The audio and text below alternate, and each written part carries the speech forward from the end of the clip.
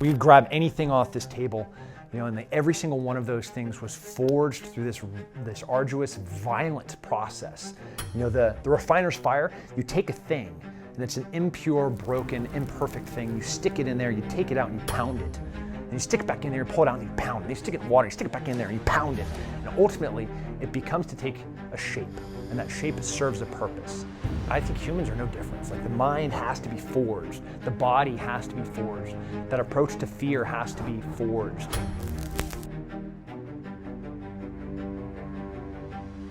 Today, I speak to a legend from the Special Forces and the mixed martial arts world and the UFC, Tim Kennedy, talking about becoming a lethal human being and why it is so important. Today's video is sponsored by Mulliganbrothers.com, where you can now get the Not a Journal. But I want to ask for your support on the website, where you will soon be able to buy these t-shirts with the words "still" on them. This t-shirt is to raise money for my son's charity, the Jacob Mulligan charity, where all the profits from the t-shirts and the production of the t-shirts and the shipping of the t-shirts will be covered by Mulligan Brothers. And all that money is going to go to grieving families and people who have lost their babies and their children who could not afford a headstone. When Jacob died and we had to arrange his funeral, because it was such a shock, we didn't have the finances available to be able to provide a headstone. So that is why I started the charity. I want to make sure that people who are going through one of the worst things you could ever imagine have the ability to be able to buy a headstone. There's going to be around 60 to 100 of these t-shirts. There's not that many, but hopefully that will cover the cost of a few headstones to get the charity going. As always, thank you so much for all your support. You can find out more at the Jacob Mulligan charity on Instagram or on my Instagram at Jordan Mulligan Brother. But before that, let's jump back into this amazing video with Tim Kennedy about becoming a lethal human being and why it's so important to have that in your arsenal. Not that you have to use it, the fact that you are able to be lethal. It gives you a confidence. It gives your family protection, the friends around you protection, and for you, peace of mind.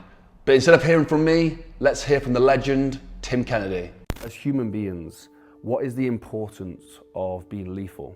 Of being a lethal human being? Yeah. So, lethality,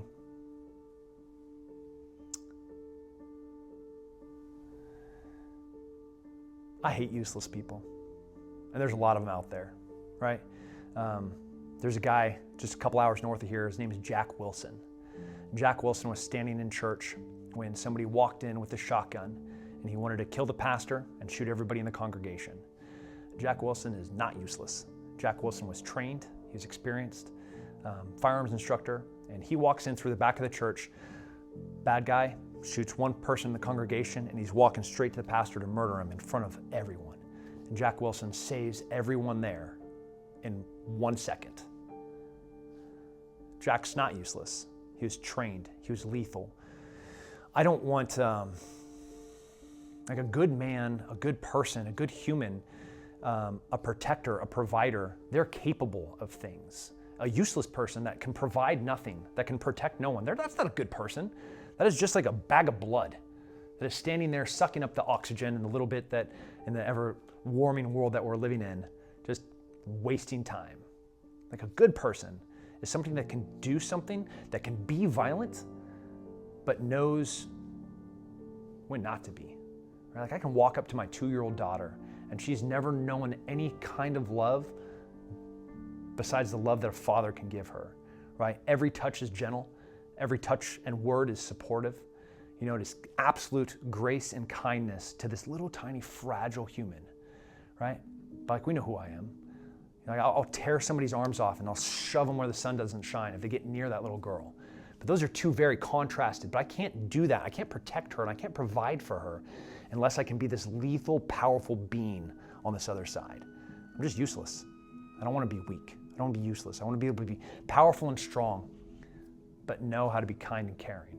The forging of, that we would grab anything off this table, and every single one of those things was forged through this arduous, violent process. The refiner's fire, you take a thing, and it's an impure, broken, imperfect thing. You stick it in there, you take it out, and you pound it. Then you stick it back in there, you pull it out, and you pound it. Then you stick it in water, you stick it back in there, and you pound it. And ultimately, it becomes to take a shape, and that shape serves a purpose.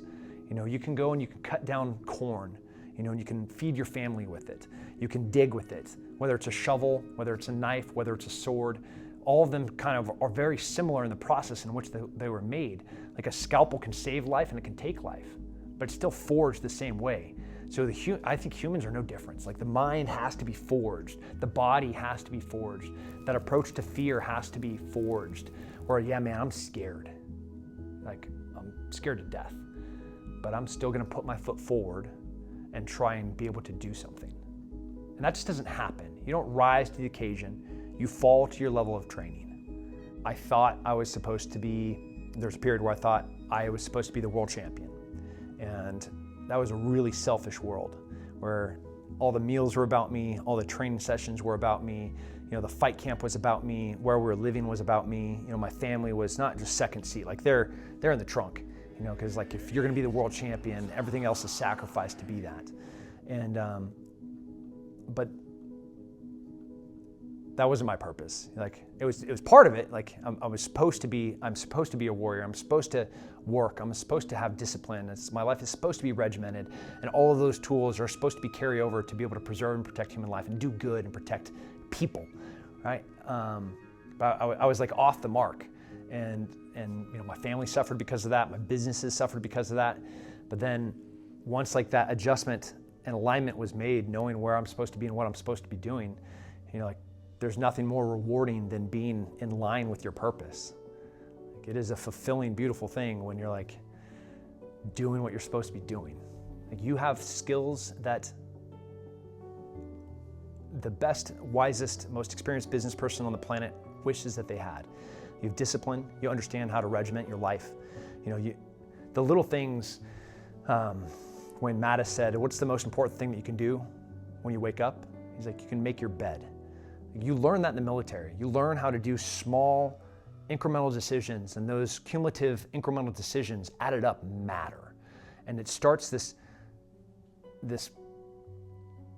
wave of effectiveness and productivity that nobody can compete with because we know how to work. We know how to get up early. We know how to stay up late. We know that time doesn't matter, that getting the job done and getting mission complete and mission success is all that matters, especially for entrepreneurs.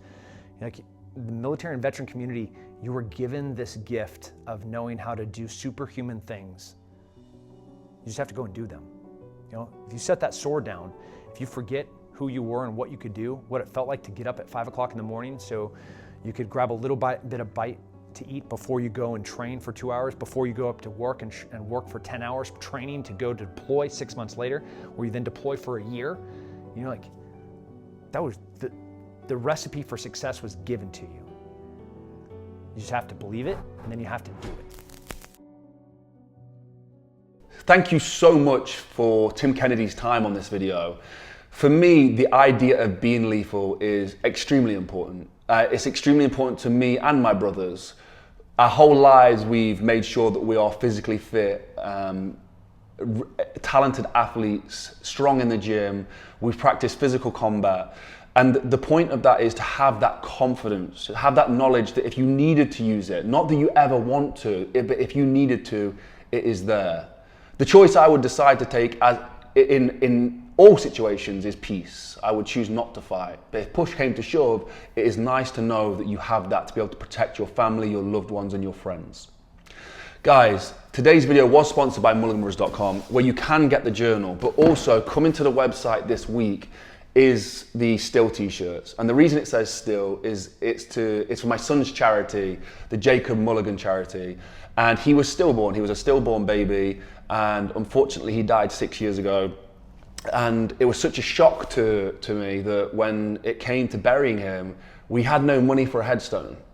These funeral homes, they charge a lot of money for headstones, and I always felt that it was a wrong thing to do. I think in this position where somebody's going through the worst thing imaginable, they couldn't even have fathomed that this would happen to them, and it happens to quite a few people.